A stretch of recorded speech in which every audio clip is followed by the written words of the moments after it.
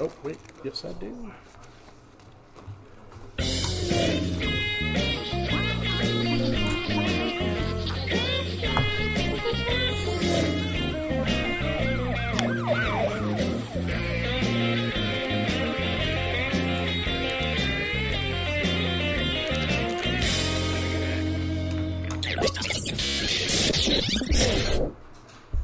All right. Jeremiah Creek, Beat Cop's Guide. Hello. That's Bull Garlington over there. How are you? I'm David Haynes over here. What's shaking, Even man? though the words down here are wrong, they're switched. We gotta figure that out. Oh, you know why? Because we gotta switch us. That's what it is. What does that mean? There we go. So now this is David Haynes, and that is Chris Garlington. Thank you for using your pointing finger. So, I was starting to tell you that I was doing, I volunteered at the Wounded Warrior Project. They had a Christmas party at Brookfield Zoo, so I went and took some pictures for them, and it was a lot of fun. It was pretty cool. But it was the first time I've ever done anything for him, and one of the guys who asked me to do it, he goes, I just wanted to give you a little something, so he gave me a bottle in a bag, wrapped it, and I didn't know what it was. It was obviously alcohol. And so I put it in my bag, my photo bag, and as I was getting ready to leave, I put the photo bag on my shoulder. The bottle fell out, shattered. Oh. It was Bullet Bourbon. Yeah. It was a really good bottle of bourbon. Yeah. Really good bottle of bourbon. I felt so terrible right in front of the guy who just gave it to me. And I was like, oh, I'm so sorry. Accidents happen, man. Yeah. What, he just run to his car and get another one, or What? did he just run to his car and get another bottle, or? No. That was a gift from somebody else. Tell us about the Wounded Warrior Project. What were the photos like? Well, so they had a lot of families of veterans who have been wounded. I'll tell you something interesting about it in a second. But so it was a party at Brookfield Zoo. They got access to the zoo, and then they had dinner, and Santa Claus came, and all the kids got to go visit Santa Claus. So they had a photographer to take pictures of the kids with Santa Claus. And what they asked me to do was take pictures of all the stuff going on in the background, kind of, More like a press photographer. Yeah. So I got some pretty good pictures of the kids waiting to see Santa Claus, and I met this one woman, very nice young lady, and I mean, seemed like late 20s. I didn't ask, but she seemed like she was in her late 20s. 6 kids. Good God. 3 months to 12 years old. I Good talked to her God. for a few minutes, and then right away, this is, I don't know if I didn't ask. I was a little hesitant to ask if they were the veteran or their husband was the veteran. I don't know. Right. I didn't meet her husband, but I met her, Well, he was tired. and the thing is, like, you talked to this woman for 5 minutes, and she's such a sweet. You could just tell she's a sweet lady, calm as hell. You know how you meet some people and they just have that calming influence? Mm-hmm. I've met a couple, but and I was like, well, I would think you'd have to be with 6 kids. I mean, that's just a demeanor of pure exhaustion, is what it is. It didn't seem like it. She seemed like one of those people that could just handle. Oh, yeah, you dropped your wallet there. Thank you. It just seemed like one of those people that could handle this kind of things, So it was wild. But I wonder anyway, what it's like to be married to somebody like that. well, that's a good question. Somebody who's calm, can handle anything. So I took pictures of, and they had. It was when Santa Claus came. They had 6 different police departments and Are you jealous? the fire department. So they had escorts, all the police cars, and then Santa rides in on the fire truck, and so I took pictures of the Schedule a thing policemen like and that. stuff. Do you have to pay for the fire department and the police department? I don't think so. I think you can get you can give them a volunteer for stuff like that. A couple of police dogs were there, which was the kids loved. The zoo brought in a hawk, which was really cool. I got some great pictures of a hawk and this little owl. that was pretty cool too, because the teenagers, I mean, it seemed like to me teenagers that were working with the animals, and I was like, oh, that's cool. You know, that would be a great job for some, young college student or whatever. McDonald's, right? Learn how to take care of animals and stuff. I'm always, when I go to those county fairs and stuff, I always amazed to see these 10-year-old kids that can move 1,000-pound cows around like it's nothing. Because they're not really thinking about the fact that they're going to eat them soon. Yeah, well, what? They're also not thinking about the fact that they could just roll over them and kill them in one second. You know, I mean, I grew up in the country, and everybody was in 4-H and everything. I was in 4-H. And what do the 4-H's stand for? Heifers, Hoes, Hockey Club, and Hemlock. I don't know. Fuck, I never thought about that before.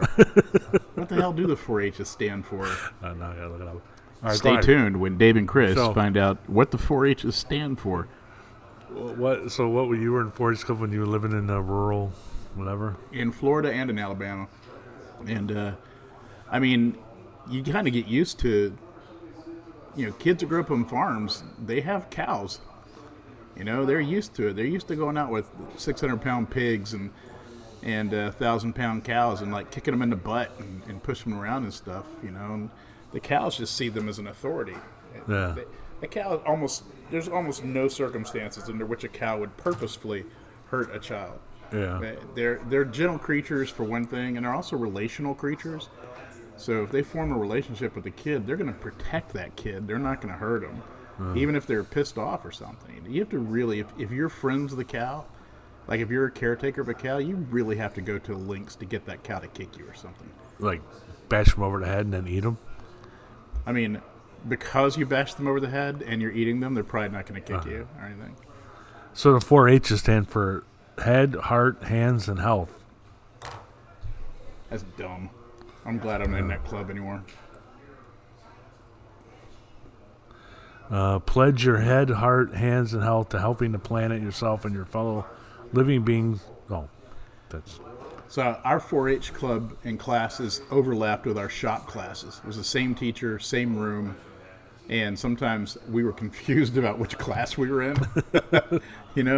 And so in our shop class, there was this solid cube. That's because you spent all your time in shop class making bongs. Damn right I did. So there was this solid cube of iron. All right, we're from this is in Alabama. It's real near Birmingham. It was classic iron city. They mined coal and iron and stuff there. So there was this. Somebody had at some point donated this cube. It was about a foot by foot by foot. It was really heavy. All right, like incredibly heavy. And so one day, of course, as boys, we were trying to see who could pick it up. Nobody could pick it up. But this one dude was able to lean it back a little bit. And this other kid was like, I can do that. And this other kid goes to lean it back, and he drops it. And when he dropped it, he slipped his foot forward, and it fell on his fucking foot. Wow. Just on the half of his toes, right? Ugh. So there's no way that they were squished. Yeah. It squished his toes. I still think about that. That's so sad. Did they get him cut off? I don't think so. I think they're able to save him. My foot hurts just thinking about it. It's. So anyway, an interesting thing about the Wounded Warrior Project that did we go off on a tangent? A little bit, but the what I mentioned earlier, I was going to bring up again. I don't know what brought this up. Somebody who had asked me to volunteer and told me where they got my number from some friends of mine in the motorcycle club. And I'm like, I'm surprised they didn't come. I mean, if you need help, I mean, they're young, much more into the military than I am because they just got out a few years ago, where I've been out 30 years. And this woman says, she goes, what I've noticed is that younger veterans don't help as much. Older veterans help more. And it could be because, like I said, they just got out and don't want to think as much about it. Or what she was thinking is that it's more of a survivor's guilt. The people I know were not wounded. I mean, closest I came to wounded is that I wear hearing aids because I went What? I went deaf, and but I was never wounded in battle. Closest I ever came to get wounded in battle was that I almost got shot by friendly fire in Panama. But Well, you got to quit pissing people off, Dave. You're in Panama? yeah, Panama. Noriega, when we went to get Noriega out. Really? I Well- did not know that, man. Well, I wasn't there when we actually took Noriega down. I was there 2 weeks before, and so what happened was, Laying the groundwork. yeah, and what happened was there was like at least three companies of Marines that went down there, and we went down there for 2 weeks at a time, and it was when I was in between. I got out just as the Gulf War was getting rolling, and then I got called back in for the Gulf War, although I didn't go over there. But the in between that time, right before that time, was the whole Noriega thing, and the Noriega thing built up over months. And so what they did near the end, before What year they, are we talking right now? this would be 1990, early 1990. I think I was down there in March or February, and I can't remember. But it was, we can look up when Noriega was actually taken down. I was there 2 weeks before. But what they did was they did war games. We did war games all the time. When during peacetime you go and you do, you go at either other branches of our military or other allied military stuff. Like I went to Korea and did Team Spirit, where we had the Army and us and the Korean Marines and everything else working. And basically we did a landing on a Korean shore, and then did what would have been a battle. I mean, So you invaded Korea. basically, and so we went down to Panama, and they had these running war games leading up to Noriega's getting taken down, and what we did when we were there was everything that they did.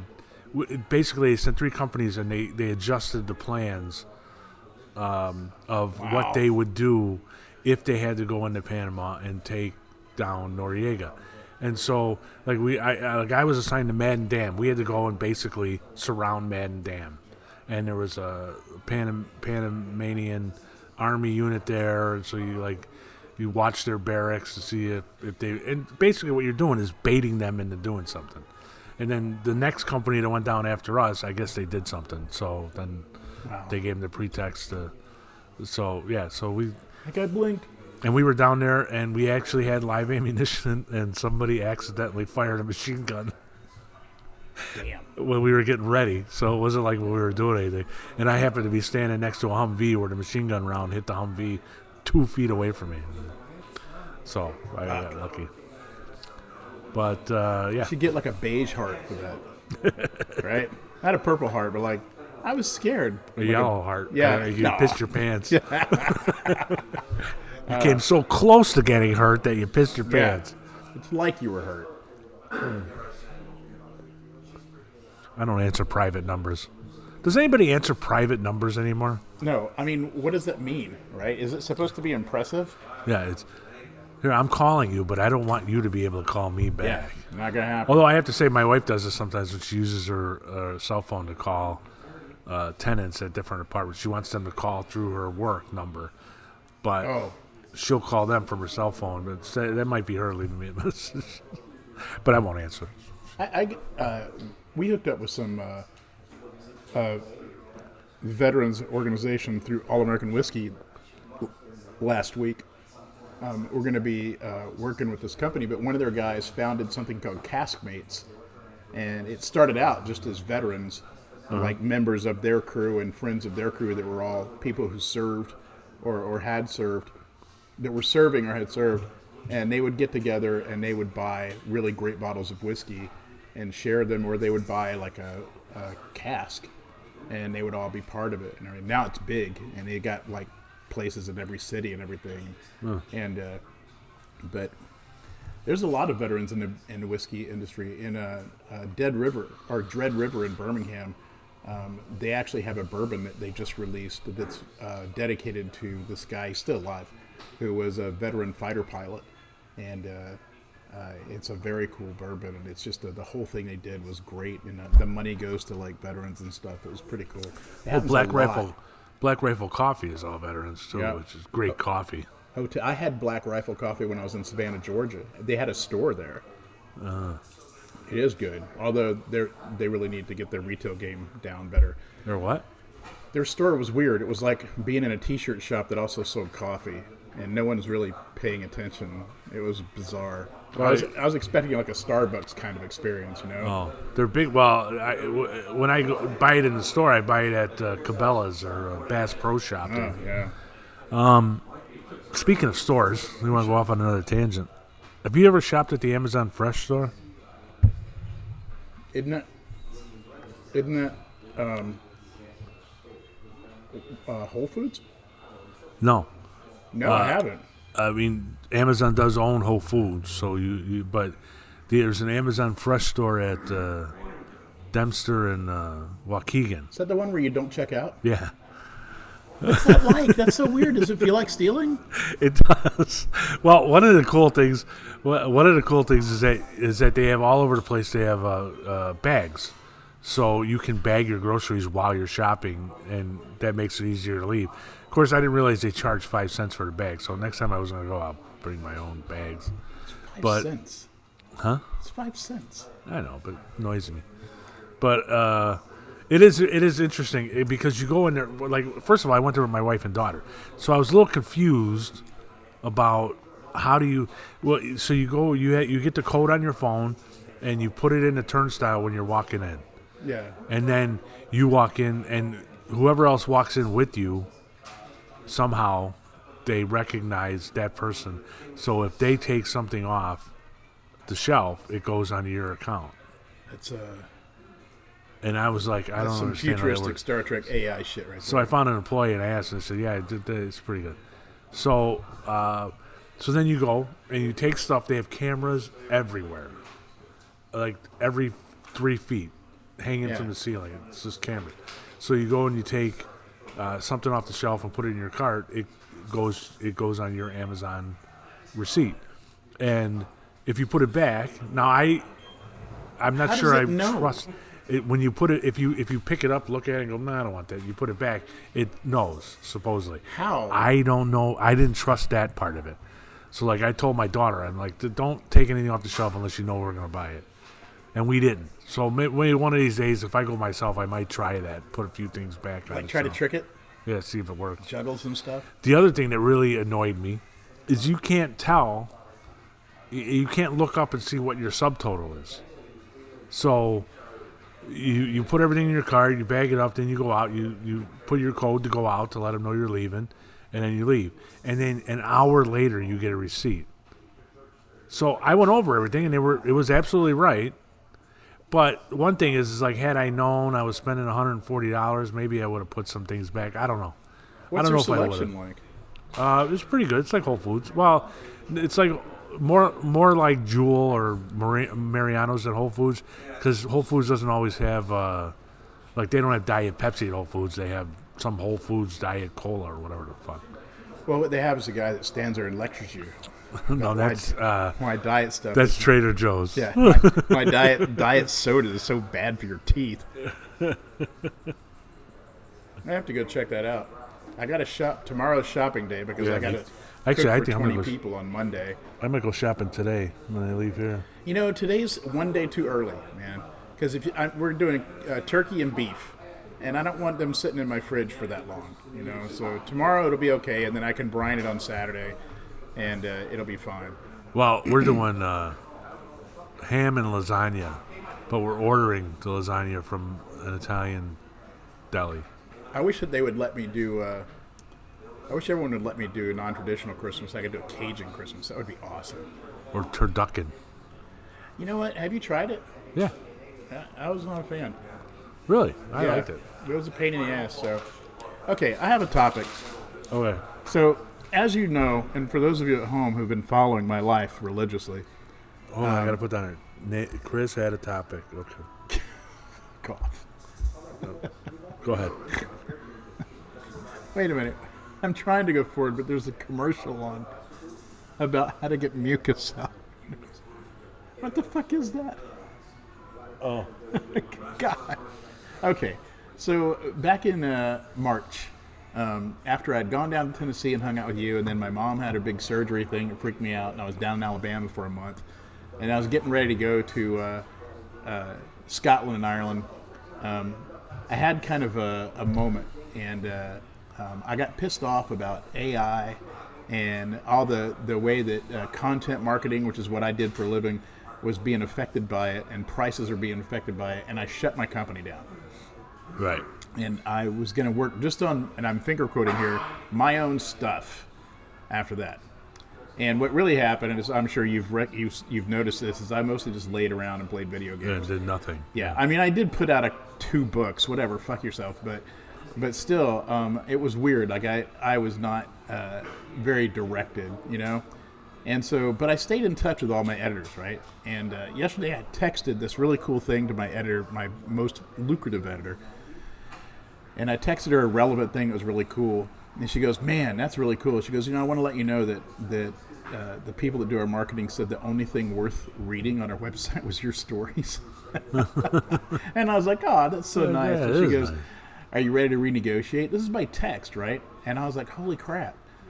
Like, that's not why I sent this text, you know? And I was like, sure.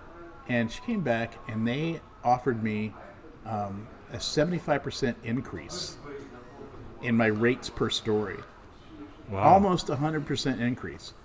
Okay? And then for this one story they want me to rewrite, like a significant top shelf rate for rewriting a story. Like more than I was paid to write the story. To rewrite a very popular story, because So then you added 10%, right? Well, maybe that's dude, a good have you offer. ever seen me negotiate? Yeah, I know. Yeah, no, I did not. And so I was like, yeah, I'm back on. And so as of yesterday, I'm back at work, launching my company again and going for job stuff, because my wife's been complaining about me burning through cash that I used to pay for myself. I used to pay for all my own stuff, and lately it's been. I was like, yeah, I need those specialty socks with pizzas on them. That's important. Will you subcontract some to me? Sure. What do you want? I don't know. What do you write about? I write about. Is this whiskey? Well, I do write about whiskey. No, this thing you're talking about. This is attorney at work. So I'm going to be writing to the legal profession. I'm going to continue my column, Analog Attorney, which no one knew I wasn't writing because they were reposting it constantly, so no one knew I wasn't there. And even without me being there, it still brings in a significant portion of their money without me even writing any new stuff. If you, that's funny. It's like reruns. It is exactly that. And Do you get paid if they repost something? No, See, that's you should. because it's not reposting; it's just moving it to the front. It's already live. It's still live. You should have some sort of thing in there that say, after 6 months, if you put it up to the front, call it reposting. For them, I do work for hire, so they own everything. For other people, the rights revert back to me the moment that it's published. So so I can republish a lot of the stories that I put out there. If I can resell them if I want to. But for these guys, I don't do that. Well, if you have pay anything, a lot of money. if you have any topics that relate to police work, then let me know. I'll see if I can write something for you. Okay, so I had an idea earlier, because I'm an idea guy. You are. Come on, I pop up with ideas. And I had an idea that, all right, I don't know, I love these rabbit holes I go down sometimes in my brain. That should be the name of our show. Saw an advertisement. I saw a review, Richard Roper's review of Napoleon, which was really bad. And the review, I haven't seen the movie. And Richard Roper is hit or miss with me. Sometimes I like it, sometimes I agree with him, sometimes I don't. So I don't know. But his review of Napoleon was bad. Got me thinking of Napoleon and how I don't understand how Joaquin Phoenix can play Napoleon. So it got me thinking about Joaquin Phoenix, and he made a movie years ago called She, I think. Her, where he had a digital girlfriend. You're right. Which got me thinking about AI and AI boyfriend, and then got me thinking about how if a girl has an AI boyfriend and she gets really ridiculous, and the AI boyfriend tells her she's being unreasonable, or how does a cancel it? woman react to that? I mean, if you think, and then it got me thinking, it would just amuse the crap out of me, where a woman has a series of failed relationships that she blames on the guys, and then creates her own AI boyfriend. That Chat matches. GPT. She can call him Chad GPT. Dude, you got to write the story. You got to write the story. Write the short story. Do it now. Creates a boyfriend, and the boyfriend ends up reverting to all the actions that her real boyfriends did, because it's not the boyfriend's problem, it's her problem. And she says, "You're acting like my real boyfriends," and it goes, "Well, maybe they were onto something." They got to go to couples therapy, but the couples therapy is an AI therapist. Yeah, but would it be a female AI therapist? Oh, that would be great, dude. You got to do this. You got to write this, man. That is a great idea. The chatbots that people have created, and a lot of the stuff that, like, there are relational chatbots out there. There's a thing called Pi. I downloaded it briefly, and it's just basically an AI chat thing that you have a conversation with.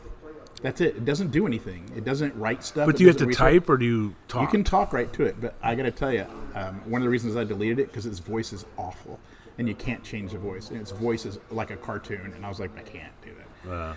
But you can say things like, I don't know, I'm not feeling that energetic today, and it'll be like, well, tell me, it's like it's weird, man. Like a therapist? No, it's like a bro. All right. Maybe I should do Chat GPT therapy and see. Let's see what happens. We should do Chat GPT, actual friend, like man friend. What would you call it? And then if you go, I'm not feeling that great today, it'll go, well, buck up, bitch. Sack up, you little whore. That would be fucking great. Oh my god, Bro GPT. Yeah. Oh my god, I like Chad GPT. I like that. All right. So what other topics we got? I got a new truck. You know what? I saw it. Your new truck is parked right up front, and once again, I didn't mean to hit it like that. Yeah, I'll put a picture of it there. This Santa's got a brand new sleigh. Oh, you can't see it. But it is a very nice truck. I have to admit that is a sweet ride, man. Yeah. Does it have a remote start?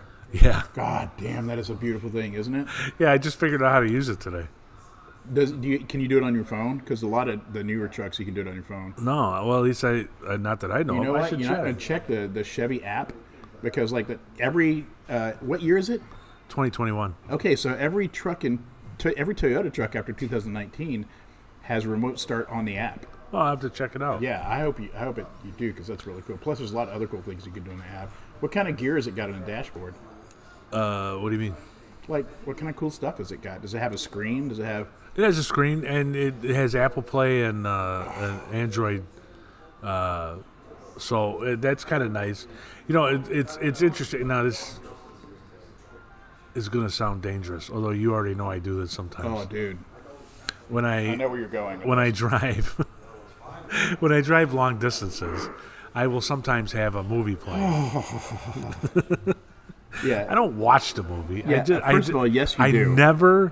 I never put anything on. You glance at the movie. I glance at the movie. I've never put anything on that I haven't already watched. It's like comfort movies. Yeah. When we were driving up for Tennessee, you scared the shit out of me because you put on Rocky, like Rocky 9. It was like the worst Rocky, all right? It was really terrible. And but it's just, I like that I hear in the dialogue and stuff. Also, you never can have any action movies because then what's the point? Yeah. So why don't you do audiobooks instead? I do. I do audiobooks. But the like my wife's, the latency is so bad. I don't know why it bothers me, because half the time I'm not even looking at it. But it's like you whenever you put something on through Bluetooth, and same thing on this car too. Yeah. It's behind. Yeah. It's like a good 2 seconds behind, and it really. You have to put it in through the cord. Yeah. What it really annoys me is like when my wife starts talking, because has this habit of talking at the exact volume level of whatever happens to be on the radio. Oh my God. Talk show. So you have to stop it and have a conversation. Best way to start a conversation in my car when my wife's there is go, "Oh, I love this song," and turn the radio up. That immediately start a conversation. But so when you hook it up through Android Play or Apple Play, it then.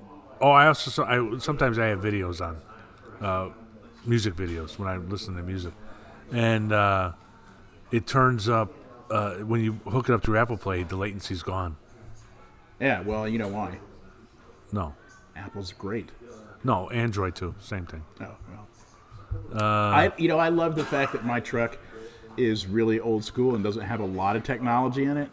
Right, all it has is Bluetooth. That's the most advanced technology. I don't know what's on the engine. Maybe there's stuff there, but okay, the A-Track drivetrain thing, that's pretty advanced, and clearly it's computerized. But on the dashboard, the closest thing you have to technology is Bluetooth, and you can't even see it.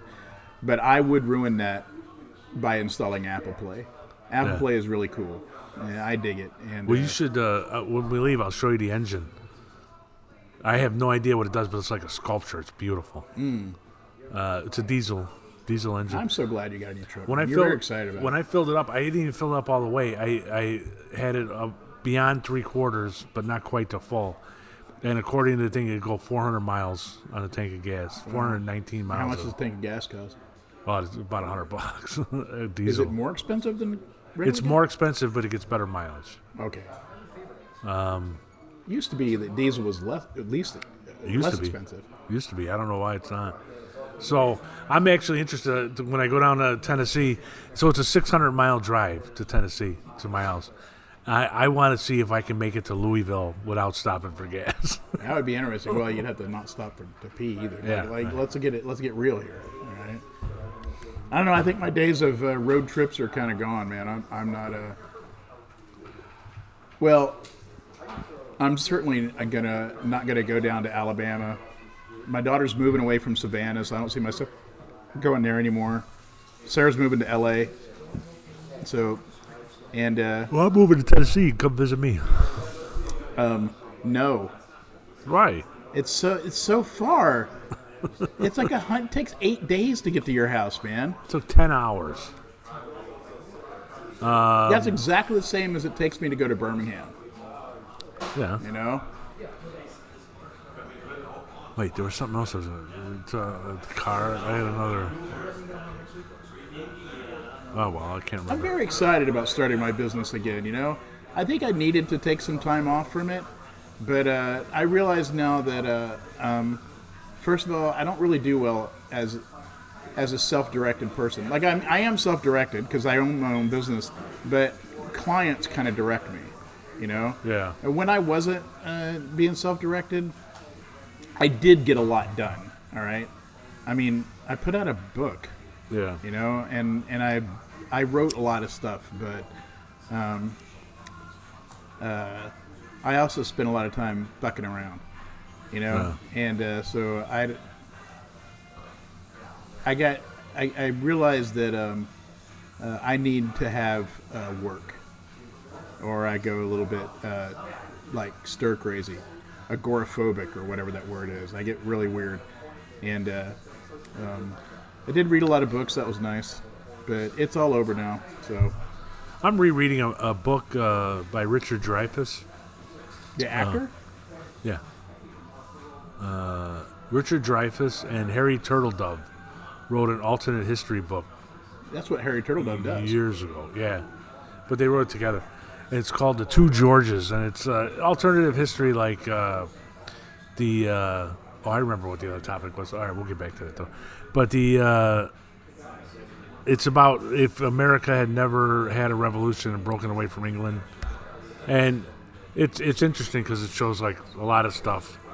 So, like we were still English colony type Yeah, of thing? it's still an English colony.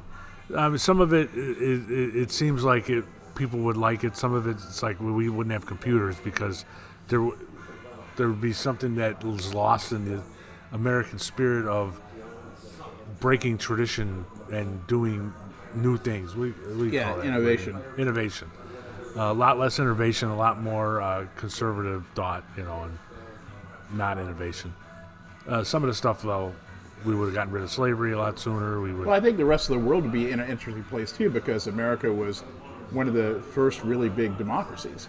Yeah. You know, I mean, what America, you know, I think a lot of people these days kind of forget, because you know we're an older country now, and we're comfortable, and people don't think about it, but we were truly an innovative country. Yeah.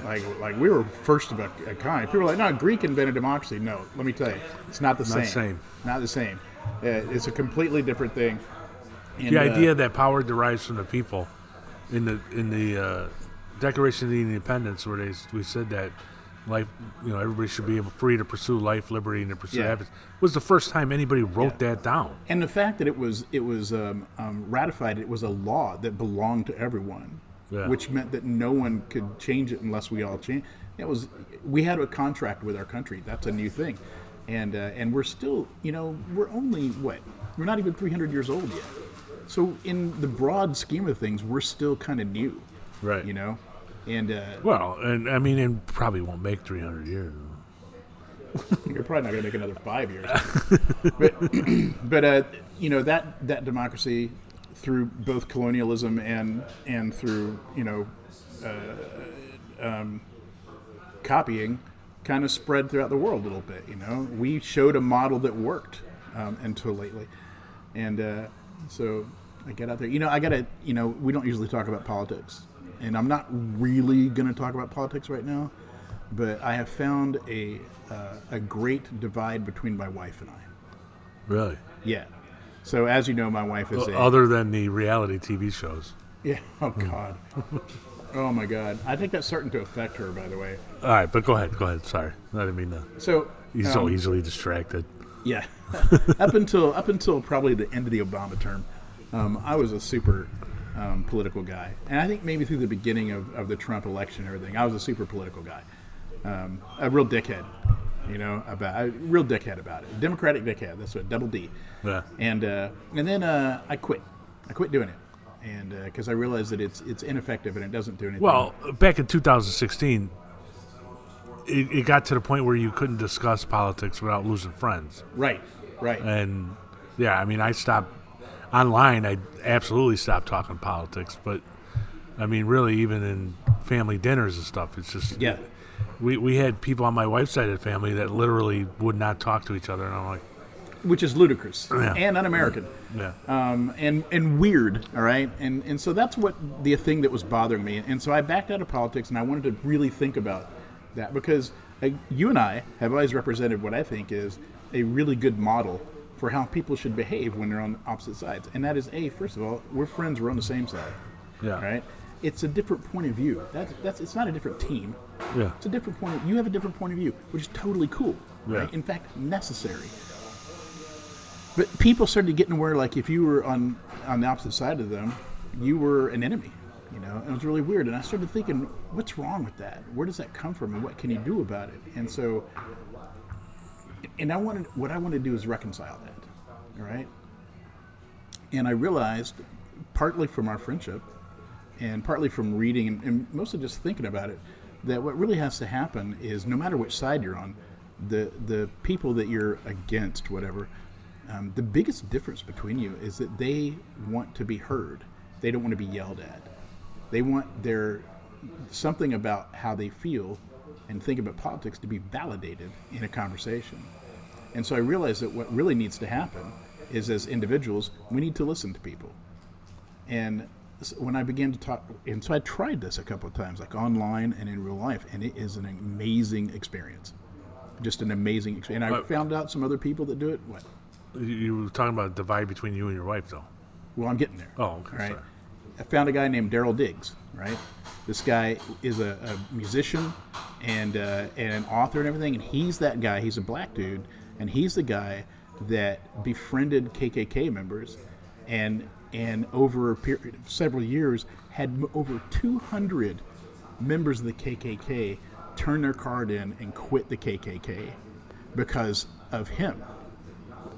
Because he befriended them, and all he did was listen to them, and by doing that, show that he was just a normal human being, and so were they, and there was no reason to be divided.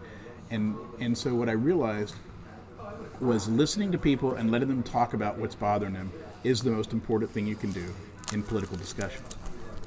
Turns out I hadn't discovered anything. This is called compassionate listening. It's a big part of Buddhism. Thich Nhat Hanh talks about it, and it's called allowing someone to empty their heart. Now in Buddhism, that's more about an emotional thing and not about politics, but it doesn't matter. So I started kind of, when my wife would say, I'm going to scream at this Nazi and stuff, I'm like, that's not very effective. And what you should do is listen to them. Oh boy, that did not go over well. I was going to say, I don't think you're wrong. I mean, I think that was my big thing as a police officer. I was listening. Exactly. Yeah, especially when people were complaining about other police officers, I would sit there and just let them vent because all they really wanted to be heard. But I think that things have changed, and I think that you're late. I think that Colleen is right. Nice church word. Yeah. I mean, not that she's right. I think that she's emblematic of our and people like us failure, and I'll explain. Yeah. The idea after 2016 that we basically stopped discussing politics because people got so offended if you disagreed with them that you were losing friends. I mean, Yep.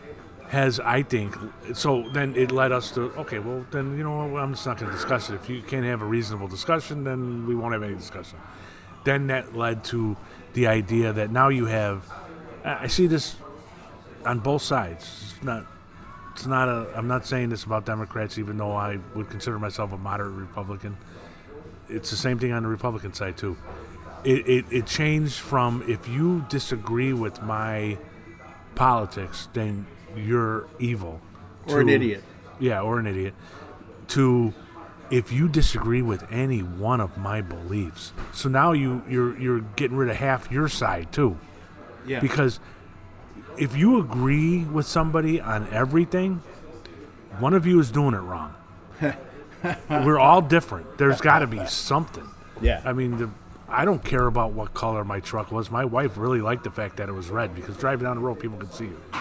And I was like, well, I don't care about the color. Is that that was a disagreement. Yeah, granted, it's a small and unimportant disagreement. But if I would have said, I don't care what color, and she would have said, well, if you don't get red, then you're an idiot or you're an evil person, that would have sounded ridiculous, right? Yeah. But that's what we've gotten to the point. It's Absolutely. like, I mean, even on the conservative side, it's like, okay, I don't think abortions are very good, but I guess we're going to have to give, 6 weeks, first trimester, whatever you would say. If you have friends that say absolutely no abortions ever, no matter what, let the woman die if she can't get an abortion, nothing, no abortions, and you say, wow, we can't do that. We got a first trimester, whatever. Then it's like, oh, you're an evil person. Yeah. I mean, and I think the fact that That's a great example because that's very real. Yeah, and I think the fact is that everybody who's reasonable pulled back from the discussion because they were dealing with too many unreasonable people, and that has now led to what your wife is saying is that no, I'm not listening to somebody I disagree with. Yeah, she thinks that if she listens to I say, look, try this, all right. Sit down with a person, and I'm always trying to remind her this is a one-on-one thing, all right? This is not like in a crowd. This is a one-on-one thing. Sit down with the person who you vehemently disagree with, and let them talk until they run out of things to say. That's the important thing. You got to let them talk until they run out of things. Stay engaged in the conversation. Say, that's interesting. Tell me more. That kind of shit. Do like Cotton Fight says. You repeat back in your own words. You repeat back in your own words what they just said. Maybe make a mistake so they have to repeat over and over again. Yeah. Absolutely. She was like, I'm not going to sit there, and because then that validates everything they believe in. Then I'm just letting them spew their hatred and everything. And I'm like, well, it's just to you. If you have that conversation again, take politics out of it and say, listen, you're a lawyer and an executive. You regularly have to listen to people that you vehemently disagree with, but you have to give them the respect to let them have their say before you tell them. I mean, any leader any good leader. I mean, I hope that I did this, but I always believed that the best bosses I had were the ones that would let me make my argument, at least. Yeah. You know, give And them think the about benefit of my experience, Yeah. and then they would say, "Well, I think we're going to do this." Well, that's you have the right to make that choice because you're the boss. Right. But if you gave me the chance to make my argument, I was much more willing to accept what you told me to do, Yeah. even if I disagreed with it. Because you're on the same team. Yeah. Yeah, that's absolutely true. And another thing is that it's like listening to somebody say something. Listening to them doesn't validate what they're saying. It validates what they feel, and that's really important because what they feel is what drives their politics. And if you can validate somebody's emotions and somebody's feelings and listen to them and do that and not agree with what they're saying or even accept what they're saying in terms of their beliefs, you can do those two things at the same time. Listening to somebody does not mean you agree with them. Listening to somebody means that you're being compassionate and giving them some space. And I got to tell you, man, some of this comes from listening to you talk about working as a cop. Yeah. A lot of it does because you always preached patience with your police officers. Well, Yeah. yeah, because half the time, no matter how unreasonable somebody is, if they say it, first of all, they only want to be listened to. They It's don't, so important to hear. especially when they feel like they've been wronged by a police officer. They want the supervisor to listen. They don't really want the guy to get fired. What ended up happening is that since nobody listens, then they just keep getting madder and madder and madder. Snowballs. Yeah, and so when I was a sergeant, I had to deal with a lot of complaints, police officers' complaints, and you have to sit there, and you get called to a scene, and the supervisor, they want to talk to a supervisor, right, and then you get these guys that will go there and be like, "Do you want to file a complaint?" Then I'll fill out the paperwork. We'll file a complaint. Well, once you file a complaint against a police officer, even if you're not right, even if the police officer didn't do anything wrong, it's a 25-page fucking report. Somebody's got to do at some point down the road. Even to get somebody How many hours is out, to get somebody out of a complaint is 25 pages. How many hours is that? I don't know. Ballpark it. Well, probably 24 hours. I mean, Fuck. maybe 40 hours if you think about how long you have to get statements. You have to, it's a real pain in the ass. You got to run it up the chain of command. But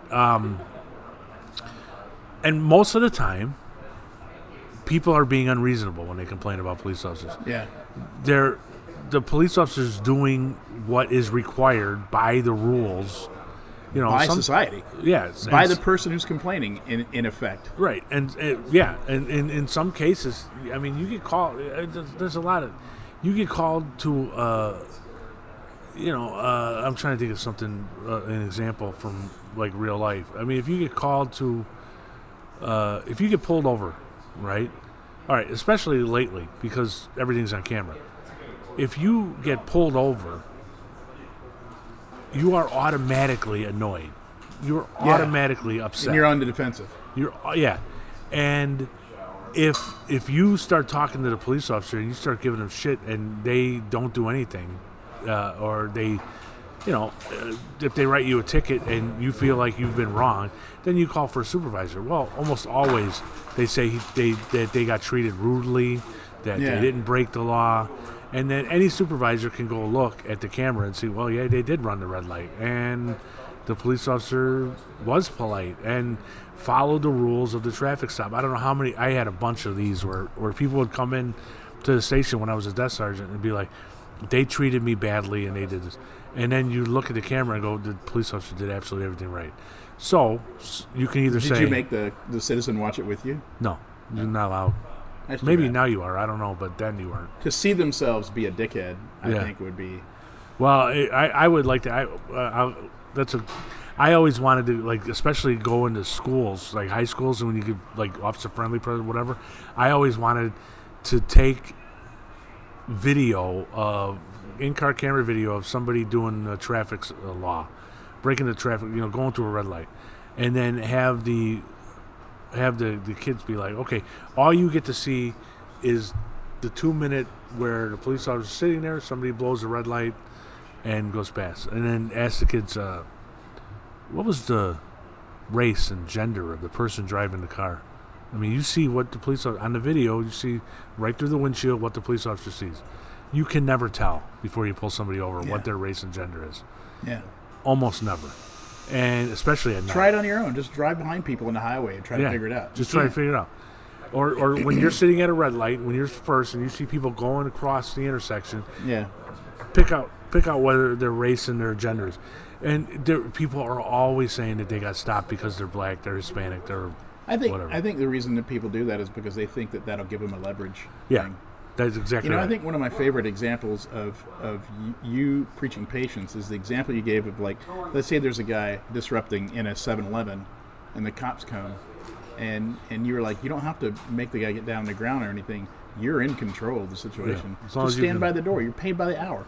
Just stand by the door and let the guy do what he's going to do. Let him yell and rant and everything. As long as he's not breaking things or hurting people. Yeah. You can have time. I also, like, I used to show videos sometimes. Like, there was one I remember vividly of a school officer. A girl was disrupting a class. And this is, I think, down in Alabama. I'm not sure. The school was... teacher calls in the school resource officer and says, disrupting the class. I want her taken out. This is back when they could do that, because now you can't. Now you can't get involved with violating school rules. You can only get involved with violating crimes. But so the officer comes in and goes, "Come on, go on the hallway. We're gonna go down to the principal's office." No, absolutely refuses. So, and meanwhile, of course, there's other kids recording this on their phone. Yeah. And they give it a couple minutes. She's motherfucking them, giving them all insults, cursing them out, whatever. Eventually, they get tired of it. They grab her, they drag her out of the desk, they put her in handcuffs, and they drag her out. Of course, those officers then got in trouble because it's a kid, and why are you doing this for disrupting a class? And so I always show videos like that, and I'd be like, "So what do you think? What do you think they should have done?" And you can, as you're watching this, as a police officer, viscerally getting pissed off that you're being abused in front of people, that people don't realize the difference, too. When you're sitting in a room with a domestic, it's a lot easier to be patient when there's not an audience watching. Yeah. But now you're in front of 30 kids and a teacher. And you're, potentially all their friends on YouTube. Right, and you have you visibly have no control of the situation, or it looks like you have no control of the situation. You start to boil. I mean, it's anybody who thinks about it will realize how tough that could be. Anytime you've been yelled at in front of a crowd, and that's a very difficult thing to manage. Right, and so I would be like, so what do you think this guy should have done? Would give different things. I said the first thing I would have done was tell her, listen, why don't we go on the hallway? We're going to talk about this. We're going to the principal's office. And the minute she started motherfucking, you'd be like, turn to the teacher and you say, everybody else has to leave. Because remove the audience, and she has nobody to perform for her. So, and then the teacher would get all pissed off. Hey, you called me. I'm handling it my way. Everybody else out in the hallway. And then when she's sitting there alone, you can sit there and go, I get paid by the hour. You can rant and rave and sit there all the time. Or you can get up and we can walk down to the principal's office. And you sit there and if the class gets canceled because she's sitting there for an hour, fine. You will eventually wear them down. That's not important. Yeah, you will eventually wear them down. Same thing. Also, I mean, I don't think it's the officer's job, but in that same situation, doing exact same thing, you're also giving her, you're listening to her. That's also what's happening, And, okay, wearing them down, but also letting her run out of things to say. Yeah, eventually they get tired. I think that's perfectly fine for a police officer to do. And I mean, I think it's a little bit of a waste of time. It's a shame that they have to deal with something like that because it's ridiculous and petty, and maybe their parents should try harder. Or the teacher. The problem with saying it's the teacher's job is the teacher has 40 other students to deal with. Yeah. And it's tough, but some teachers are very good at controlling their classroom. I don't know what it takes. When I taught, to be honest, I never had a problem, but I only taught adults. So yeah, I mean, I know a couple of people that are teachers and teaching middle school kids and stuff like that. in public school can be a fucking problem because those kids have problems. Yeah. And they bring them to school, and there's nothing they can do about that, you know. But that is, I mean, that is. But that's compassionate listening. That's exactly what I'm talking about. Even if what you're doing, even if the officer is doing it just so he can wear down that student, it's the same thing. You know, it's the same thing. You're just letting them vent until they're done, and once they vent and all that pressure is gone, then my experience is once they run out of all those things to say, once the steam is all gone and the pressure's all gone, their demeanor changes entirely, and it becomes a conversation, and suddenly you're no longer the person they're yelling at, you're the person they're talking with, and that's a huge change. And to me, this is the difference between me and my wife, and I imagine a lot of other people, is that's the goal. That's what we should all be trying to do. What resolution of this divide in the United States means is that you become friends, better friends with these people that you've been disagreeing with. That you need to resolve that divide means that you need to give, and you need to realize that that person is not your enemy. That person and you are on the same team, and that they're a human being, and that they're troubled like you're troubled, and that you should give them the benefit of your ear and your heart. And a lot of people don't want to do that because it's I think Lubin was over here the other day, and right after you left we were talking about it, and I go, because what was the thing we said, righteous indignation feels great. Yeah, I mean, it does, man. Get the endorphin kick. It does, and but it's the wrong thing to do. And I think this is the hardest. I think it's one of the hardest things anybody can ever do, is to sit down and listen to somebody and not yell. Well, or not, as you're listening to somebody, planning what your retort is going to be. Right, waiting for them to stop talking so that you can make your point. Actively listening. There's so much about. Well, we only got a few minutes, so just hang on. So what? Hang on, just cancel it. We only got a few more minutes, and I wanted to get to one other thing because I have an idea, and we may have a guest in a few weeks. Oh, good. A plastic surgeon. Oh, good. I need some work done. You know, it's funny. She told me that most of her clients are men, which is why I wanted to talk to her. But anyway, I had another idea. What I've gotten into lately, and both me and my wife, especially when we're like in a car going somewhere. Do you do Reddit at all? Oh yeah, every day. There's this Am I the asshole? Oh my God. And I'm like, you know, we ought to have a segment where we read one of those things, because I realize when I see them on TikTok or whatever, they're just reading from like Reddit and then discussing what they're reading. I have a little bit of a problem with that. Why? Because you're taking somebody else's content. Yeah, but they're saying that we didn't write this. This is posted.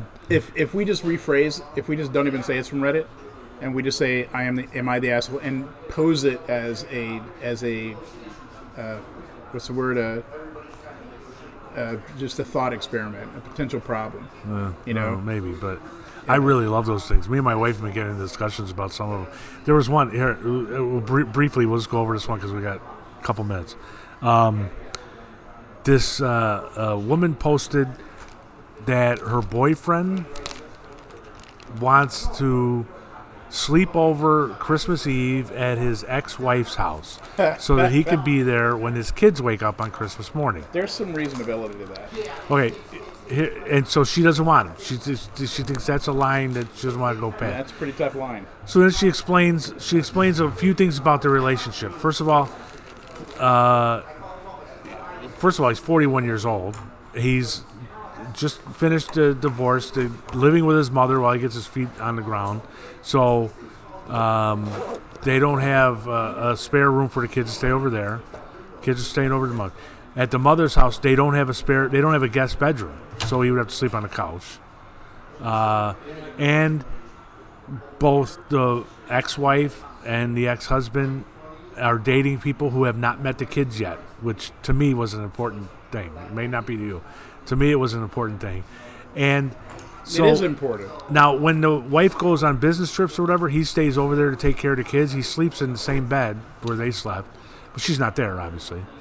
But so for Christmas, now he wants to stay over. So her thing is, she goes, I don't mind when he stays over to take care of the kids, even though he's sleeping in the same bed his wife sleeps in.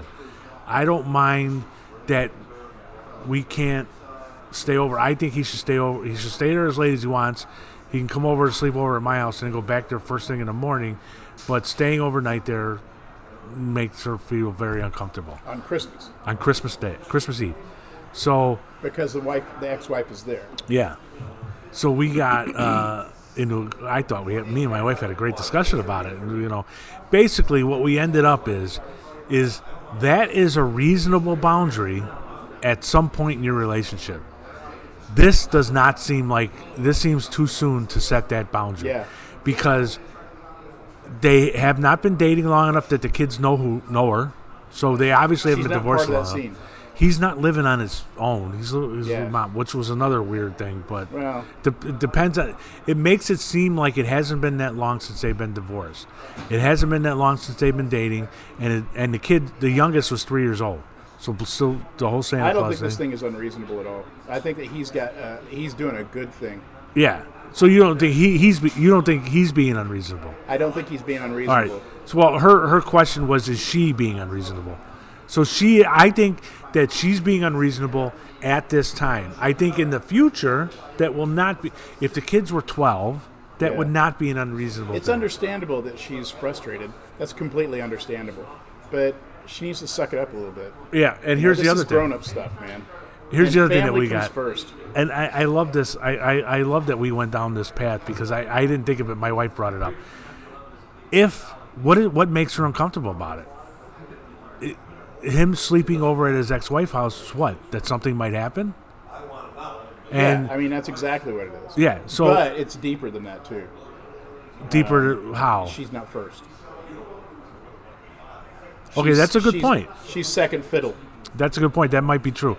But what we were talking about was like, you're uncomfortable. Okay, it may be that. We kind of went down the road of it's uncomfortable because she's worried that something might happen between him and his ex-wife. Yeah, both those things are true. And when we were talking about it, it's like if something happens with somebody who's newly divorced and their ex-wife, then they should not be exes anymore. And you shouldn't stand in the way. This is a family. Yeah. If they made a mistake and they're going to get back together, you back off. You should Yeah, back off step away, because it's man. all about the kids. It's Yeah. got to be all about the Well, kids. and if the whole family unit, yeah. Yeah, if it's 2 years later, then you're like, okay, no. Plus, if you date somebody who's recently divorced, you're taking a huge chance. Yeah, You're like, what you should do is you say, you know what, I like you, and I bet we could have fun, but why don't you get back to me in 6 months? well, You because know? you might be the rebound person. Well, you probably are Yeah. I mean, you are the rebound person. Yeah. There's no way out of that. Anyway, so I think we should in the future do a few of these. Yeah, sure. Because I love reading these things and having discussion. Absolutely.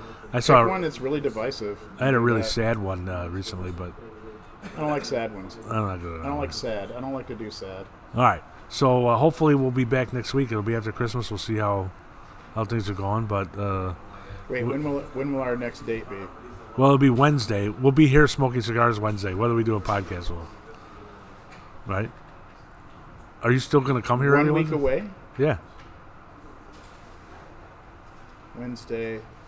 What's that date? that shouldn't be a 27th, problem. 28th, 27th. I can't remember what my schedule's like. I was expecting us to do 2 weeks.